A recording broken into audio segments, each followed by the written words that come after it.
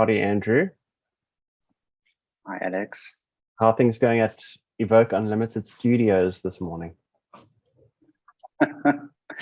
It's grand. It's a bit chilly, but otherwise lovely. How's about for you in your studio? Going well. As you can see, the stylists and makeup artists have done a phenomenal job. Producers pressed the go button and gone off for brunch. So ready to go.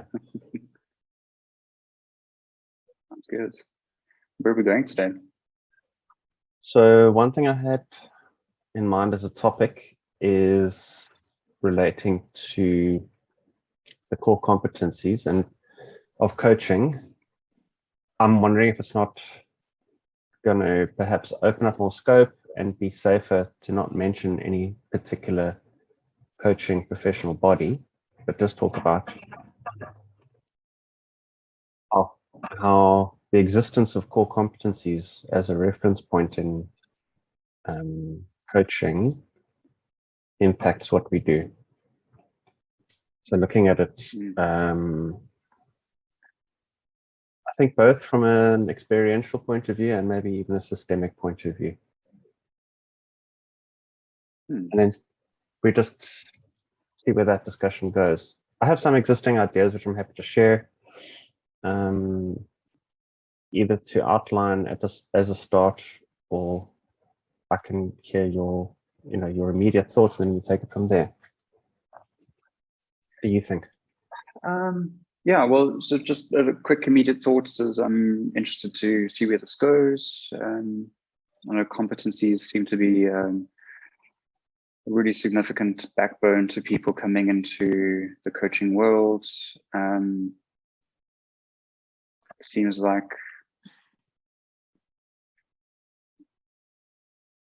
the vast majority of coach training programs that are seen to be worth their salt are linked to some kind of competency framework. So it'd be interesting to look at the impacts of that and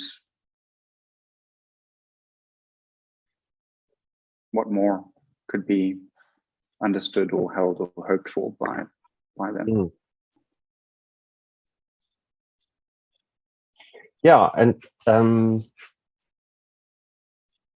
if you phrase that last bit as a question, that is a question which maybe can serve the starting point of what we explore, is what more would we hope for in core competencies?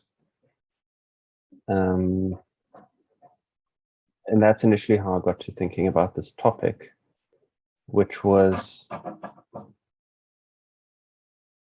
when I practice with coaching clients or even supervision clients, I don't practice exactly according to the core competencies. I think there's a lot more that I do that I wouldn't necessarily see as being in the same paradigm as the core competencies. So I guess people could interpret what I'm doing as being the core competencies. And what I got to thinking about was when one is doing an assessment for a credential,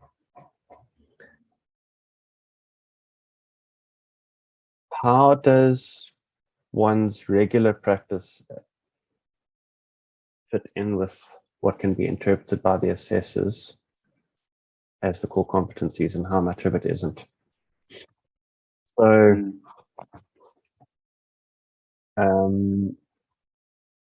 with people receiving mentor coaching, and this has been my own experience as well for a credential, the way that I practice has to be modified in order to explicitly be seen as me practicing the core competencies. So there's a degree of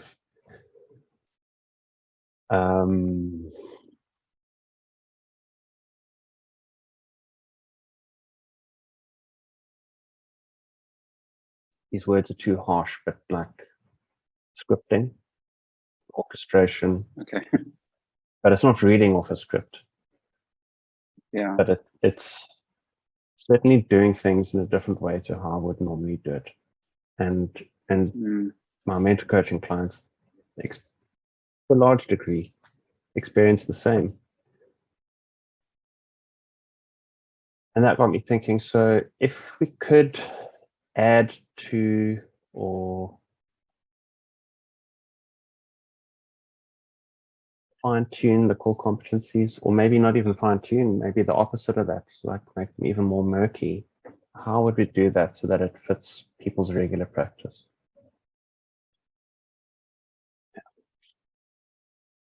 Okay.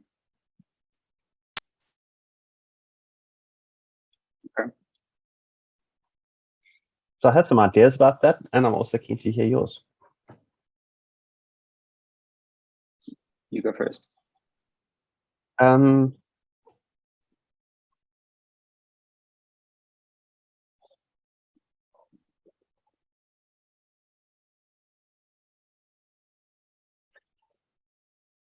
So what I'm about to say is like really a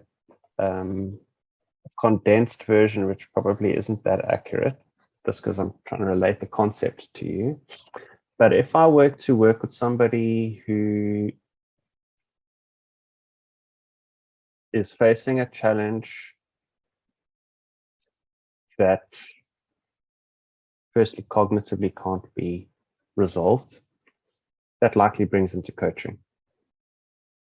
And the style of coaching that I do isn't cognitively focused or weighted. It's more holistic. So it's about what emotions are you feeling? And often that's quite difficult for clients that aren't necessarily feeling any emotion, or not allowing themselves to feel an emotion.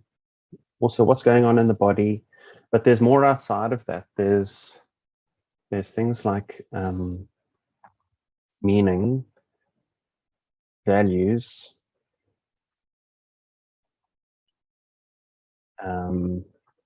spiritual phenomena, and even spiritual perspectives, which can help people bring about a shift.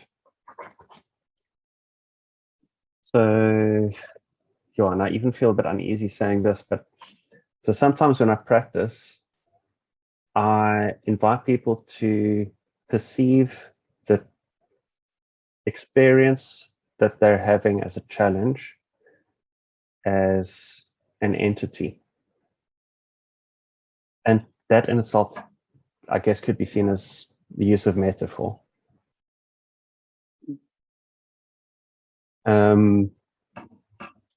To work with that entity in a way to create separation between oneself and the entity, so that that experience is transformed. One can, and if it recurs, to free oneself from the undesired experience.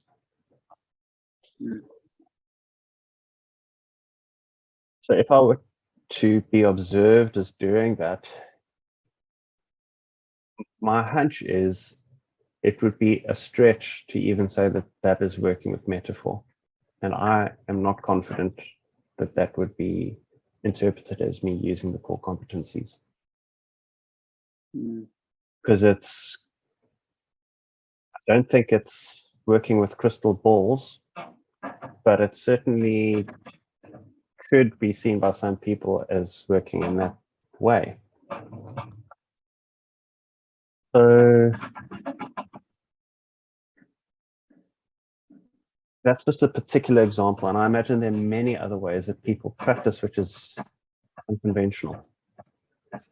Maybe by using the body, engaging in activities, having experiences which form a part of a growth or a learning or a shifting journey. And some coaches may use a either a defined process or just having some kind of partnership which expands over time and can't necessarily be clearly defined in one session. But when we do a submission for a credential, it's one session that's observed. So I guess there are many different dimensions to how people practice in ways that are not conventional according to the core competencies. And I'm just wondering, how could we, or would it even be possible to have a set of competencies which is inclusive of that diverse set of practices?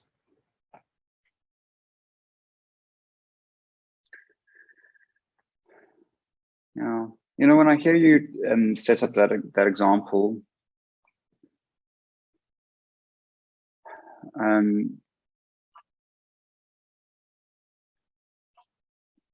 it doesn't feel like it's something so far out of the scope of the competency frameworks that I know.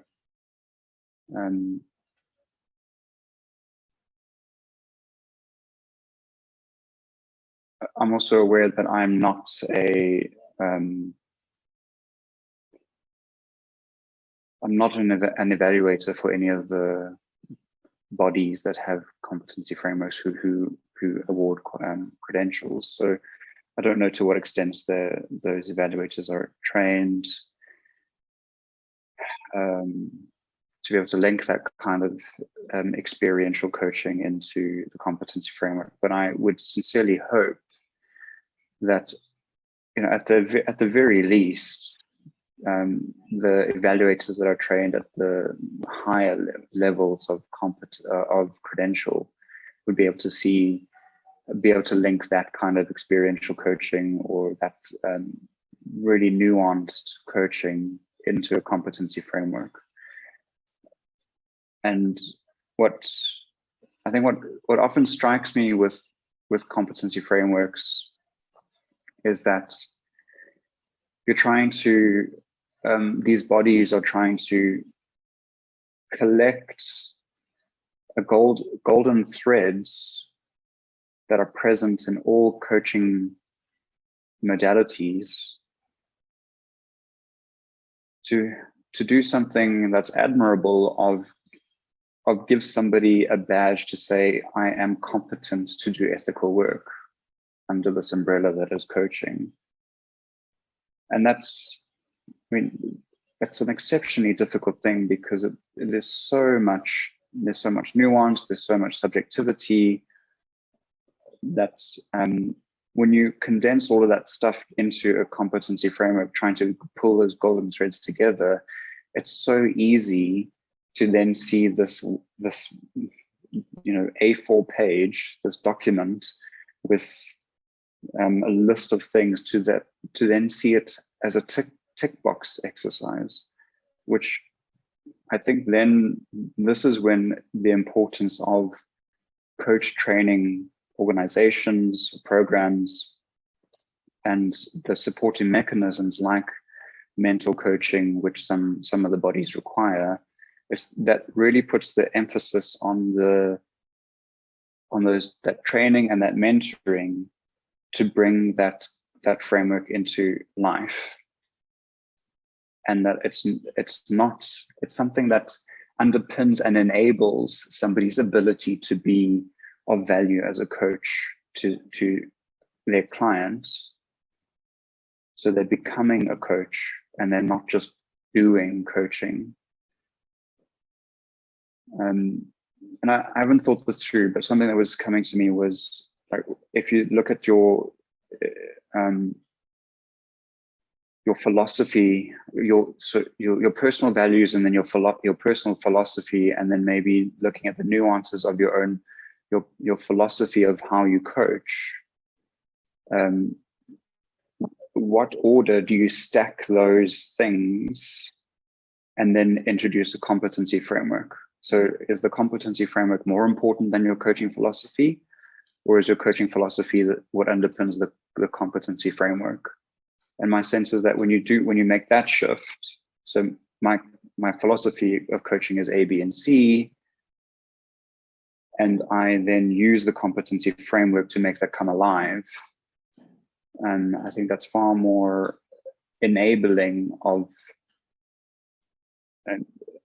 that contact before contract, meeting the client where they're at, having transformational experiences rather than transactional coaching. And again, I bring that back to the vital importance of the training and then the supporting mechanisms on the continuous growth of a coach to make that distinction or a lens to think through, feel through, on how you're showing up as a coach.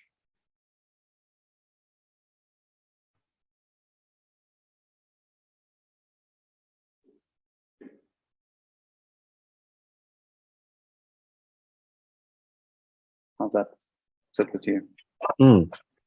Yeah, you've covered quite a couple of points, so I think I'll struggle to address each of them. The ones that stood out for me were you naming ethics and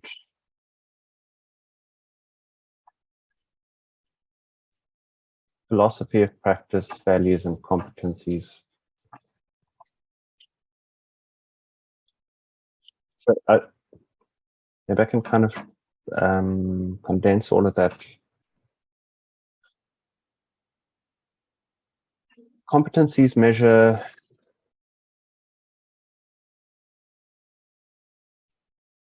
okay, so maybe we're going to have to actually mention a body.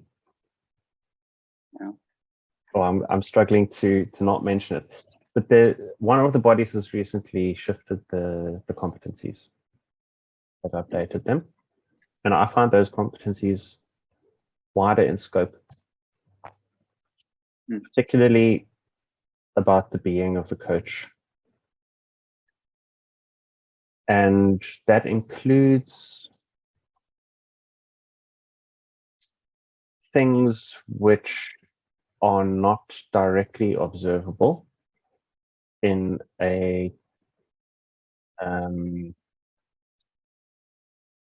coaching session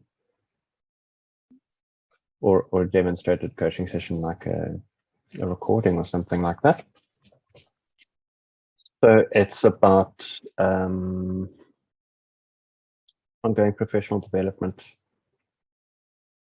and being ethically minded,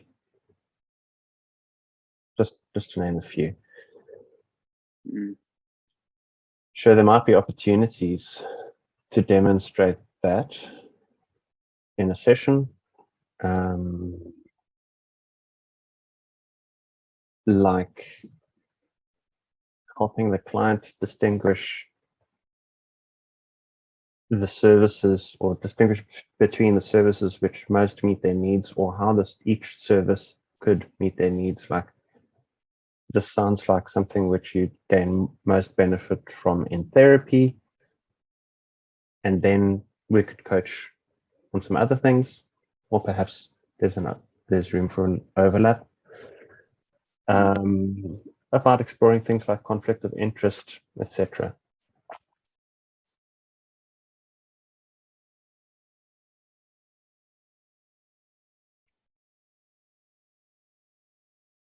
But I think, or maybe it's more of a hunch, that that kind of thing is less likely to be observed in a piece that's being assessed than it is for a coach's regular practice. And often these kinds of issues take a considerable period of time to manifest and to be addressed. More than one session. Maybe it's measured in sessions, maybe it's measured in months. And it's nice that this body who I have in mind has expanded the definition of their competencies to be inclusive of that kind of thing. So that relates, I think, appropriately to ethics. And CPD. So I'm very glad to see that. And I think there's also room to expand competencies to be more inclusive of different styles of practice. So things that would be demonstrated within one session, and things which might not fall within ethics or philosophy or CPD, but things that you do with a client that could only be seen over a number of sessions.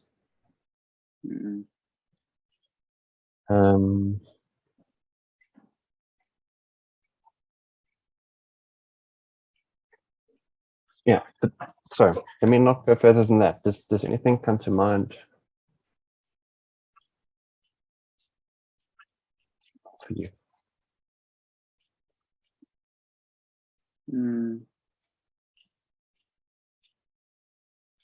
It's funny because I'm feeling this sort of stuckness around talking about competencies. So there's like a discussion around competencies, which is one thing, but then there's the evaluation process. Yes. So then it's almost like trying to stare at the competencies through a keyhole almost. So in how we talk about it now, it's like, what are we talking about? Are we talking about the competencies, or are we talking about the competencies through evaluation? Yes, that's a good point. Did you want to say more, or shall I attempt to answer that? No, well, okay, yeah. I wasn't sure if I was posing a question yet, but it looks like it might be a useful question to ask. So go okay, ahead. Cool.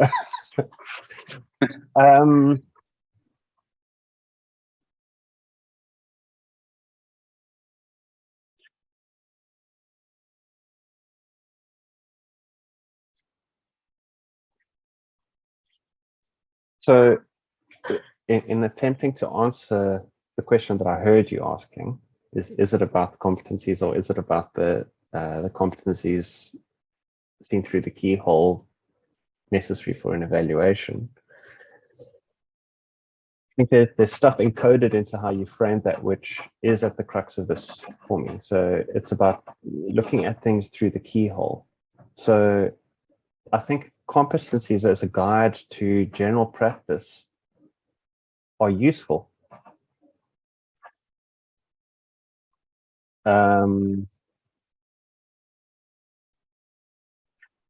But it's competencies as a reference for a credential that I guess I have a personal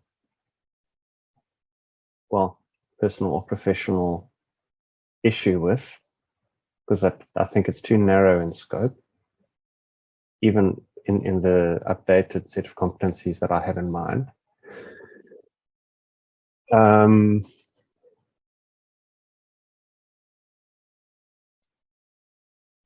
it's, I know I'm kind of all over the place now, but they're called competencies because they are about competence, which kind of is pretty obvious, but maybe that's the problem, is their behavioral standards. So competence is about skill, and perhaps the current definition, or the even the connotations coming from competence and skill, is restrictive. So I think there's other stuff that happens that maybe isn't an observable behavior, which I think some people might say a skill is an observable behavior. So for instance, empathizing with a client and being able to attune to what they are experiencing emotionally, physically, cognitively, spiritually. I guess one could observe that by the practitioner naming what they're experiencing as a starting point for deeper exploration with the client. Mm. But I think that there's a lot more happening than just naming it. So naming is the observable behavior. It might be, you might call that a type of listening, or you might call that creating deeper awareness for the client. Mm. But it's really quite a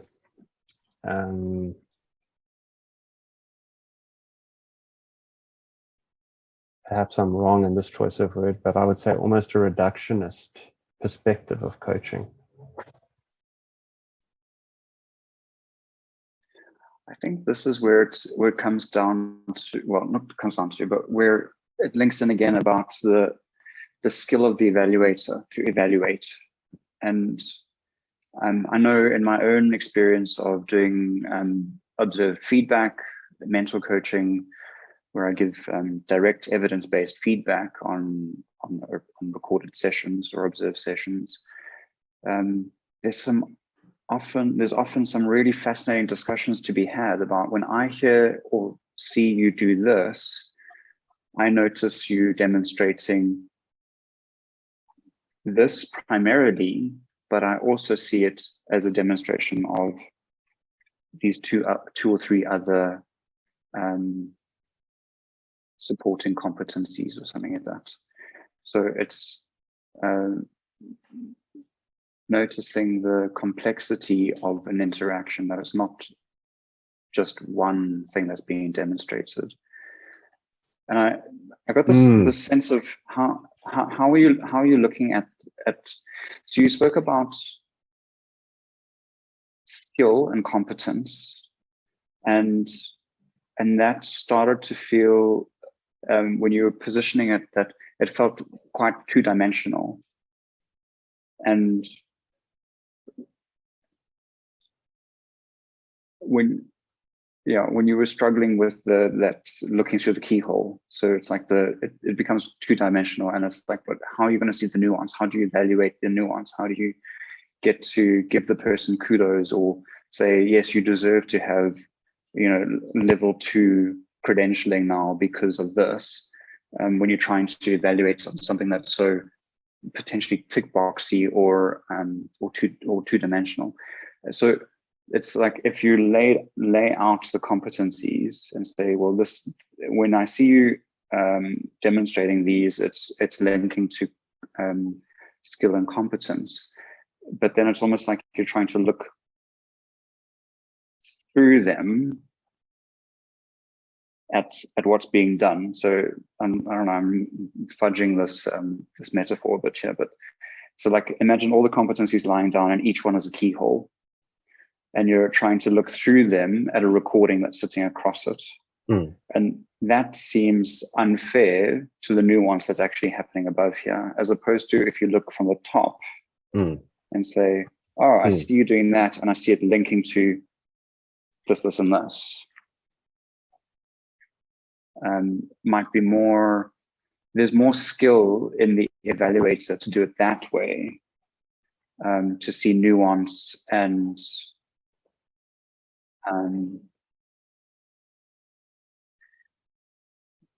I'm quite conscious of something that I heard an evaluator say, that the evaluators are trained to link what they're seeing to the competencies.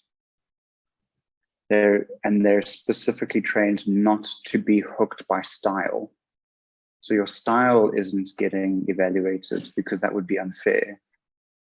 especially if somebody is trained, if that evaluator is trained in one school of one modality, and they're trying to evaluate somebody in another modality that might look quite different to them, it would be unfair for them to try and evaluate the style when actually they need to be looking for competence. So there's something there about the contrivedness of trying to look at what you're doing through the keyholes of the competencies versus looking from the top of, when I see you do that 10-second input, I notice five competencies being demonstrated there. Mm. And I think that starts to, it's difficult, but it starts to kind of combat the reductionist trap, I suppose.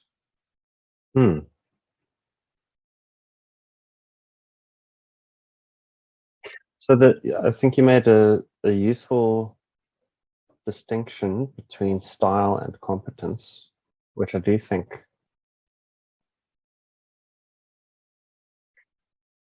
helps overcome the reductionist or the issues arising from a reductionist approach.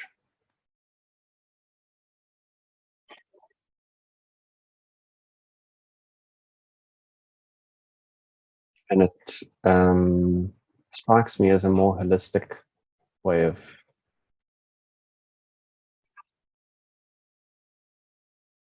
assessing. And yeah, I notice in myself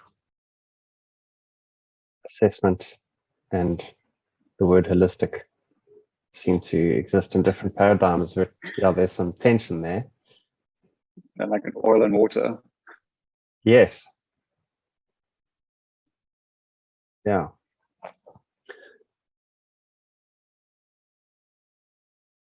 So if there's a distinction made there, I'm wondering, well, if you hold those two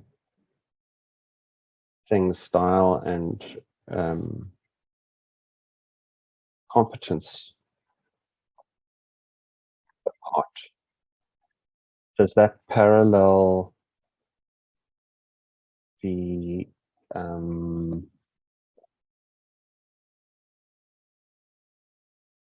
lack of a better word, hierarchy of philosophy, values, and competence that you spoke about earlier? Like maybe these are different dimensions of practice. Philosophy being one, values being another, competence being another. And does style fit into one of those, or is it a separate dimension?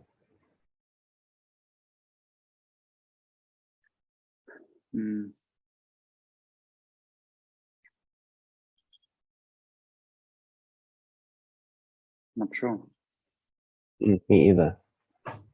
But it's a useful perspective. Yeah.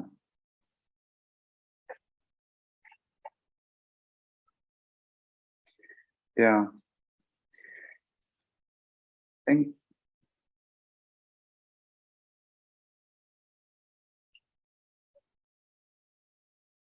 I think the perspective is, well, adding more facets to get different perspectives helps see the nuance or potential of nuance.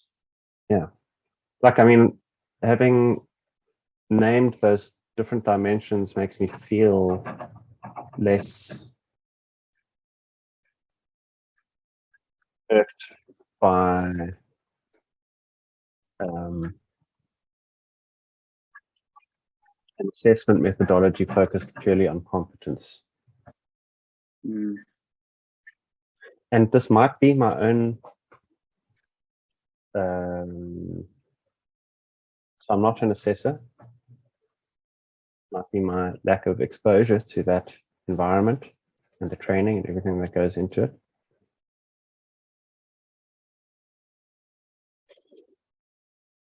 And it doesn't have to be only that or something else. it could be a combination. What lands for me currently in my experience is that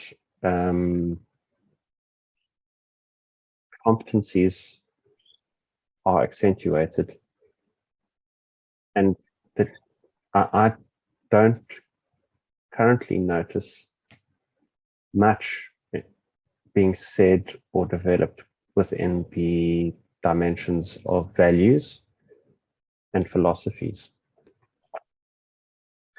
by coaching professional bodies. I think that does likely happen in coach training providers. Yeah.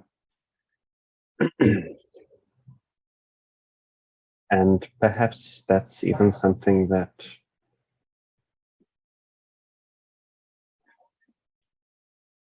is unique to each practitioner. I think that's quite likely. Mm. And perhaps this is the thing that I feel need to be developed within the coaching professional bodies. There's a greater focus on those other dimensions. Or not only focus on in terms of development for the individuals and supporting their development in those dimensions, but also in terms of considering them during assessment. I think that there's a step before all of that is creating the awareness of it.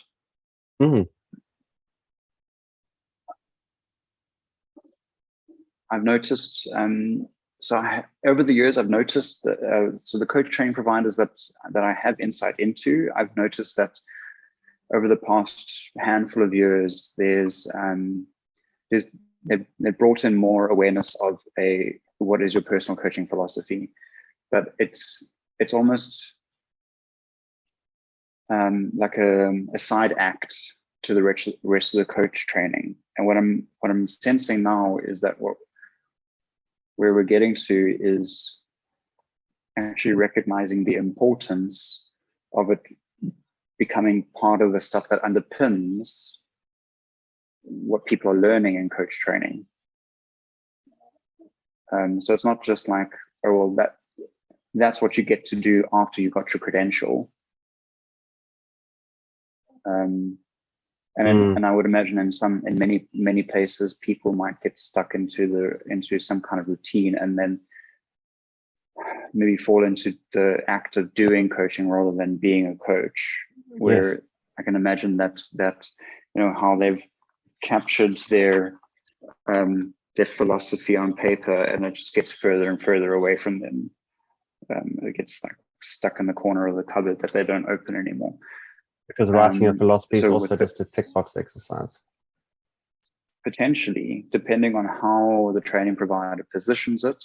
And then further, now to link onto what you had just said, the bodies that credential, ensuring that the awareness of each coach having their own philosophy, I think can add a lot of gravitas to how coaches conceptualize ethical practice and how they show up and be a coach and not just fall into the doing coaching.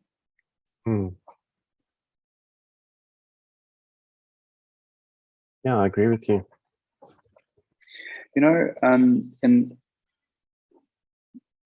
This might be a real stretch at the moment for this conversation, but with the supervision triangle, so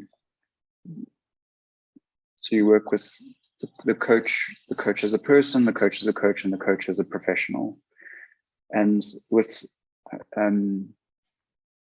Trudy Newton and Rosemary Napper, they had shifted the triangle around so that one of the points was at top. And I think it was the coach as a person, or I can't remember which, but then they spoke about bringing in the transactional analysis theory of physis into it. And my sense is that when you bring when you bring awareness of that deeper stuff like values, philosophy, it brings gravitas to the person's being, and I think ignites vices, that volition to show up and be impactful and valuable to your clients and the profession as a whole because of positive parallel processes. Mm.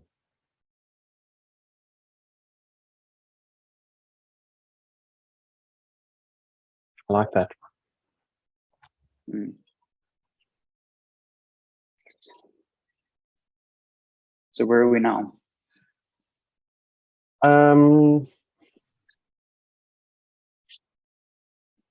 I feel I am at greater awareness of the elements of this whole system. And I don't have answers, and I'm comfortable with that.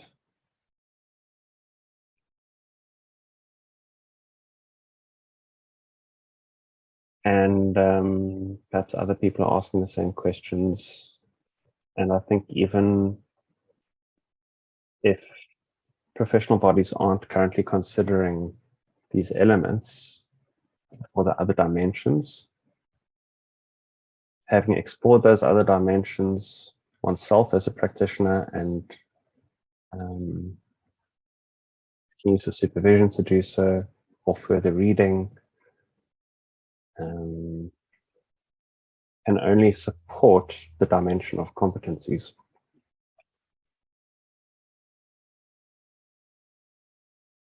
Yeah.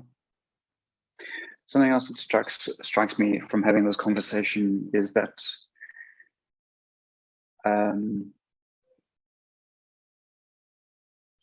the value of keeping this conversation alive is valuable in that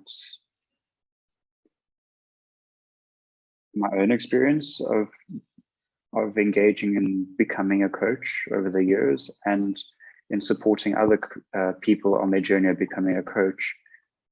This question mark of competencies regularly comes up, but maybe because of an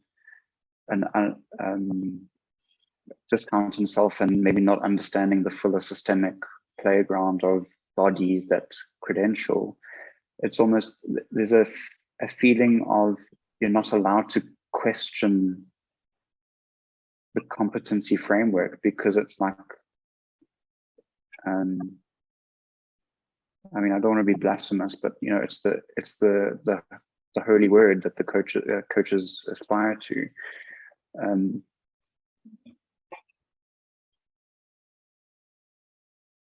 And just because they're written as a competency framework doesn't mean they can't be interrogated. It's by asking and being curious about them that we get to see them more deeply. And also through these kinds of conversations that over time prompts a body to say it's time to now revise the competency framework, which we see, you know, bodies do revise them from time to time. Yeah, so I think it's important. What struck me, why I got struck by that was what you said about having, you don't have answers. And I think that's often the case with these kinds of discussion points, is that you walk away with more questions than you started off with, or definitely more answers than you got. And that's what makes it an exciting conversation.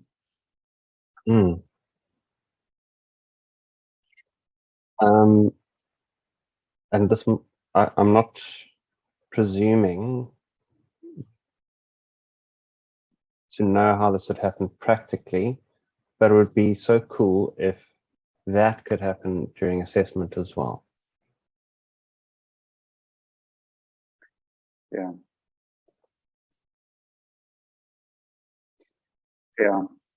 I think that starts to come into the body's framework about how do they manage the administrative task of facilitating evaluations. I mean, in a perfect world, it'd be wonderful to be able to do, every single time a live coaching session with evaluators, and evaluators engage then after the coaching to have a conversation with the coach. Yeah, that's, I mean, as you can imagine, that's exceptionally resource intensive. So if resources weren't a concern, that would be the ideal way of doing it. But some of the bodies being so multinational and so large, it would mean that membership would be, the cost of membership would be impossible for the vast majority of coaches to achieve. Assuming one business model. Sure. Yeah, sure. I was fortunate enough, having done an internal assessment and path to credential, that I did get that feedback, and it was so valuable. I've had it with a smaller body as well, and it was a really, really, as much as I was being evaluated, I walked away from that a better coach because of that discussion afterwards. Yeah, I shared the experience in that body. Also a live session, different credential, and getting the feedback afterwards. A very valuable process. Yeah. Experience. Yeah, it's not just a process, it's an experience.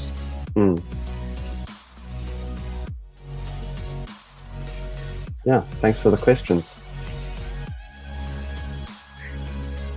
Thanks for allowing me to think out loud and see the questions come out. Yeah, likewise.